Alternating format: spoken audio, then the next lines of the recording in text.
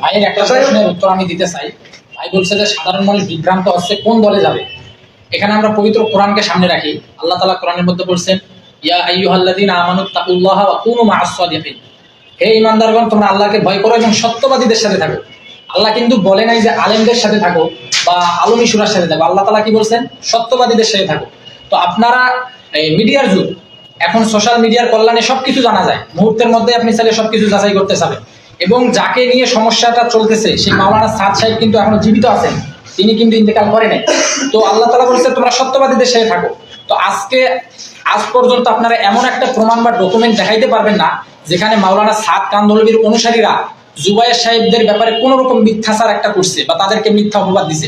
বরঞ্চ আমরা তাদের বিপরীতে মাওলানা সাদ সাহেবের অনুসারীদের ব্যাপারে বিভিন্ন ধরনের মিথ্যাচার করা হয়। তাদেরকে আওয়ামী লীগের দোসর বলা হয়, তাদেরকে ইসরায়েলের দালাল বলা হয়, তাদেরকে ইহুদিদের দালাল বলা হয়। এই যে মিথ্যা অপবাদগুলো, সুনির্দিষ্ট কোনো প্রমাণ নাই, তারপরেও শুধু ভিত্তিহীন, শুধু ভিন্ন মতের হওয়ার কারণে একটা কথা আমি বলে দিলেই তো হয় না, ওই কথাটার পিছনে দলিল থাকা লাগে।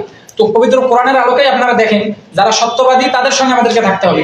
এই জন্য যারা সর্বস্তরের মুসলমান এবং সাধারণ মানুষ আছেন, এই দাওয়াত ও তাবলীগের মেহনত মানুষের একদম শেষ একটা আস্থা। একটা মানুষ গুনাহ করতে করতে জীবন শেষ করে দেয়, কিন্তু যখন সে অনুশোচিত হয় তখন সে মনে করে আমি তাবলীগে যাই, একটু পরিবর্তন হই, আল্লাহর সঙ্গে সম্পর্ক স্থাপন করি, তো তখন তার শেষ আস্থা কিন্তু দাওয়াত ও তাবলীগের মেহনত। তো আপনাকে মূল ধারা দেখতে হবে এবং সত্যবাদী খুঁজে তাদের সঙ্গে থাকতে হবে।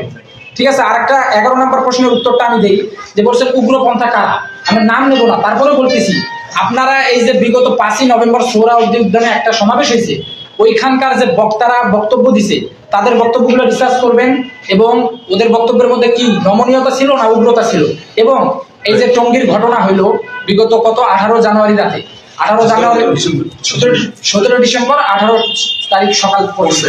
জি, এরপরে আজ পর্যন্ত মাওলানা সাদ সাহেবের অনুসারী অর্থাৎ নিজামুদ্দিন মার্কাজ অনুসারী কোন তাবলীগের সাথী কোথাও কোনো মসজিদে কাউকে মেরে বার করে দেওয়া বা কাউকে মারধর করা, হ্যাঁ, বা কাউকে কোন রকম এই হতাহতের ঘটনা, এরকম নিজামুদ্দিন মার্কাজ অনুসারীদের পক্ষে একটাও পাবেন না। পক্ষান্তরে আমরা দেখতে পারবো যে নিজামুদ্দিন মার্কাজ অনুসারী যারা আছে অর্থাৎ মাওলানা সাদ সাহেবের অনুসারী যারা আছে তাদের বিভিন্ন সাথী হত্যা হয়েছে এবং ভয়াবহ নির্যাতনের শিকার হয়েছে। এমনকি এই কিশোরগঞ্জের এক হাফেজ, তাকে তার গায়ে এসিড ঢেলে পর্যন্ত হত্যা করা হয়েছে। এজন্য উগ্রপন্থী কারা, আপনারা আশা করি এটা জবাব পেয়ে গেছে।